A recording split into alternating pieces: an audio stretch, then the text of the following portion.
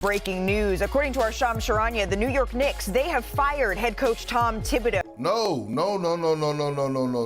Tom Thibodeau fired? What the?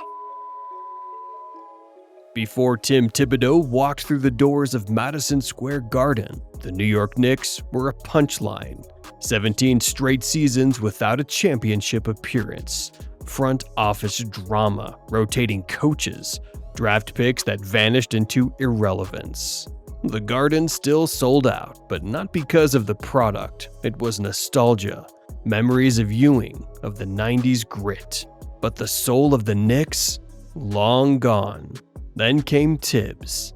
July 30th, 2020, during a pandemic, with the franchise in chaos and the league playing in a bubble, the Knicks handed the keys to a man who eats, sleeps, and breathes basketball. After a long search, although we expected it, Tom Thibodeau officially becomes the head coach of the New York Knicks. Of course, no glitz, no gimmicks. He wasn't here to be liked. He was here to build, and he did. Thibs brought back standards, morning film sessions, demanding practices. He studied tape like it was scripture. To him, coaching wasn't a job, it was a penance. Ask anyone who knows him. Thibodeau would sleep in his office during road trips. He'd watch film deep into the night, scribbling rotations in worn-out notebooks. He's the guy who once said, "You don't play for the crowd, you play for the win. Everything else is noise." And New York started listening. Knicks defensive rating ranked 23rd in 2019 to 2020, then 3rd in 2020 to 2021. Record improvement, plus 20 wins in Thibs' first season, 2020-21 NBA Coach of the Year, Tom Thibodeau. Tim Thibodeau didn't just coach the Knicks, he resurrected them. In just one season, Thibodeau didn't change the Knicks, he reprogrammed their DNA. Before him, defense was optional. After him, it became religion. No more jogs back on transition, no more freelancing. You either bought in or got buried on the bench. He took Julius Randle, a player seen as a stat stuffer, and turned him into a two-way force. RJ Barrett hardened. Reggie Bullock, a sniper who learned to clamp down. Derrick Rose resurrected from the ashes again because for Thibs, the loyalty isn't just sentimental, it's tactical. He brought back Knicks basketball, tough, no nonsense. A team that made you work for every point. The Garden was loud again, but not for nostalgia, for hope. And this wasn't just a good story, it was winning basketball. The Knicks didn't sneak into the playoffs, they punched the ticket, clinched home court, and heard MVP chants raining down for Julius Randle. The 4th seed in the East in year 1. Ask players about that season, they'll tell you they worked harder than they ever had. But they'll also say this: Thibs made us believe we were a real team again. This wasn't just a team turning it around, it was a city remembering what pride felt like. But every empire eventually feels the quake. And for Tom Thibodeau's Knicks, the cracks didn't come all at once. They started subtly. After the 2021 playoff run ended in a thud, a gentleman's sweep by the Hawks, something changed. The expectations were no longer just make the playoffs. Now it was win. Now it was develop youth. Now it was entertain. And suddenly, Thibodeau's greatest strength, his intensity, started to feel old school. Behind closed doors, rumblings began. His grueling practices, once praised, were now too much. His short rotations, stunting growth. His trust in veterans over rookies, out of touch. And the younger players, Quickly, Toppin, even Barrett, they respected Thibs. But they didn't revere him. Not like D. Rose did, not like Joakim Noah or Luol Deng once did. This generation, they wanted collaboration. Thibodeau gave commands. By year 3, the Knicks were back in the playoffs, but not back in favor. They lost to Miami in the second round. Not embarrassing, but not progress either. And by year 4, it was a slow implosion. Julius regressed, injuries mounted. Thibs' voice, once fire in the locker room, became static. Tom Thibodeau didn't stop coaching hard, but New York stopped listening hard. It didn't come after a blowout. It didn't come after a scandal. It came after Game 7 when the Knicks, battered and bruised, collapsed in Indiana. Jalen Brunson, the floor general Thibs trusted like a son, broke his hand. Julius Randle never even made it to the court. OG Anunoby limped more than he sprinted. And yet, when the final buzzer sounded, the whispers had already begun. Not about the injuries, not about the front office, but about Thibs.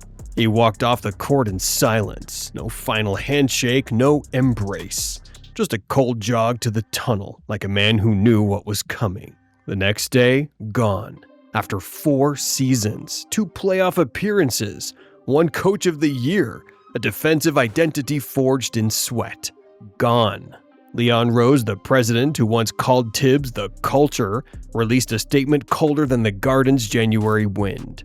We're thankful for his contributions, but it's time to move forward. And just like that, the coach who dragged the Knicks out of irrelevance was discarded like last season's jerseys. He gave them structure. He gave them a spine. He gave them relevance in a city starved for hope. But in the end, Thibodeau became a scapegoat for a roster that couldn't stay healthy, and a system that didn't want to fight anymore. You've seen the scowl, you've heard the voice, always hoarse, always yelling. You know the clipboard slams, the sideline storms, the sweat-soaked dress shirts like he played the damn game himself. But what you don't know is that Tom Thibodeau isn't just a coach. He's a disciple of basketball, a monk in a suit. Someone who doesn't just study the game, he lives it. Born and raised in New Britain, Connecticut, Thibs never played in the NBA, never tasted superstardom. But what he lacked in talent, he made up for in obsession. Ask anyone who's worked with him, they'll tell you the same story. He never leaves the gym. In 1989, he was a young assistant with the Timberwolves. They'd have to shut the lights off in the facility just to get him to go home. When he was in Boston under Doc Rivers, the architect of that 2008 Celtics defense, players said they'd arrive at 7 a.m., only to find Thibs had already watched 3 hours of film. He's the kind of guy who knows your defensive rotation tendencies better than you do. The kind who doesn't believe in load management because the game deserves more than half measures. He doesn't date, he doesn't vacation, he doesn't stop. Basketball is his life. But that kind of fire, that kind of tunnel vision, it's worshipped when you're winning. But when the losses pile up, when your stars start complaining, suddenly it becomes the reason they push you out. They say Thibodeau ran his players into the ground. They say he doesn't adapt. But let's not forget, he's one of the only coaches to bring success to 3 franchises long known for misery: Chicago, Minnesota, New York. He didn't inherit dynasties. He built them with grit, with defense, and with the kind of intensity only true competitors understand. To the world, he's the angry coach screaming in the huddle. But to those who know him, he's the man who never stopped believing in the grind. The man who taught a crumbling Knicks franchise how to fight again. Not for fame, not for money, but because the game is everything. When a coach gets fired, the headlines are neat. Team moves in new direction, mutual parting of ways. But behind the PR polish, there's blood on the floor. And in this case, Tom Thibodeau didn't walk away. He was betrayed. Let's rewind. 2021, Thibs wins Coach of the Year. Takes a Knicks roster nobody believed in, led by Julius Randle, role players, and rookies, and turns them into a 4th seed in the East. MSG was alive again, for the first time in a decade. And then, what did the front office do? Did they build on that foundation? No. They gave him Kemba Walker. They gave him Evan Fournier. They let the young talent rot on the bench, then blamed him for not playing them. As if the same Thibs who elevated Derrick Rose and Jimmy Butler suddenly forgot how to develop. But let's talk about this year, 2024-25, the final straw. Despite Brunson having to carry a playoff load like he's 6 foot 10 inches and bulletproof, despite Josh Hart playing over 40 minutes a night in the postseason because the bench was non-existent. They go toe-to-toe with Indiana. A few shots don't fall, and the series ends. And that is the justification to fire Thibs? Let's be real here. RJ Barrett, gone. Obi Toppin, gone. Cam Reddish, gone. Young players came and went without development, but it wasn't a Thibs issue. It was a front office issue. Leon Rose hid behind the curtain. Thibs was left to face the media, night in, night out. But the dirtiest part, it wasn't about strategy. It wasn't even about wins. It was about player comfort. Thibs demanded accountability. He ran long practices. He didn't sugarcoat. He didn't coddle.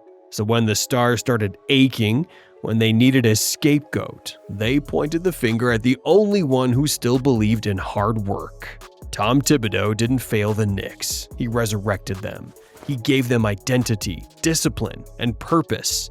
And in return, they handed him the sword and tripped him, making sure he'd fall on it. When a man gives everything, there's no grand exit, no fireworks, no parade, just silence. And a door that doesn't open again. The Knicks, bruised, battered, exhausted, fall to the Indiana Pacers. Jalen Brunson limps off with a fractured hand. Jason Hart looks like he played every minute of every quarter of every game in every universe. The Garden crowd, loud all year, goes dead. And on the sideline, Thibs just stands there. No clipboard, no yelling, no protest. Just a man watching the dream die. Again. When the final buzzer sounds, he doesn't flinch. He shakes Rick Carlisle's hand, nods to his players, and walks off. No cameras follow, no tribute videos, no statement from the team, nothing. 3 days later, the news hits. The New York Knicks have parted ways with head coach Tom Thibodeau. Not even a thank you, not even a damn press conference. This isn't just about a coach getting fired. This is about a culture choosing convenience over conviction. Tom Thibodeau never played politics. He never softened the blow. He didn't care about agents, podcasts, or burner accounts. He came from the Pat Riley cloth, where you earn your minutes, where the game is sacred, where you show up because that's what pros do. But today's league, it's changing. Load management is king. Player empowerment runs the front office. And old school accountability, outdated. Thibs wasn't the perfect coach, but he was the right coach for a team that forgot who they were. And when he left, there was no riot, no tribute game, just a press release buried under free agency rumors. They won't build a statue for Tom Thibodeau. They won't hang his face in the rafters. And the average fan, they'll forget his name in 5 years. But the truth, New York hasn't mattered in decades until Thibs showed up. Before him, it was a clown show. Phil Jackson on Zoom, Joakim Noah's $72 million graveyard contract, Carmelo drama, a revolving door of draft busts and bad decisions, coaches fired mid-season, fans chanting, "Sell the team," louder than defense. And then came Thibodeau. No hype, no promises, just a raspy voice, a worn clipboard, and a work ethic that could make machines blush. He turned journeymen into dogs, turned Julius Randle into an all-NBA force, turned the Garden into the loudest building in the league. He made defense cool again. Effort wasn't optional, it was expected. But Thibs' gift was also his curse. He didn't coddle, didn't network, didn't kiss rings or chase clout. He just coached. He coached like the game was his religion, and the hardwood was holy ground. In the end, that kind of love gets punished. The league moved on, players tuned out, and the front office, always so proud to turn the page. They did just that. But what they'll never say out loud is that Tom Thibodeau gave them relevance. He gave them standards. He didn't just change the scoreboard, he changed the mirror. He made Knicks fans believe again. One day, maybe they'll get the title. Maybe the lights will shine bright again. But when it happens, remember who pulled them out of the mud. Remember the man with no smile, no excuses, just grit.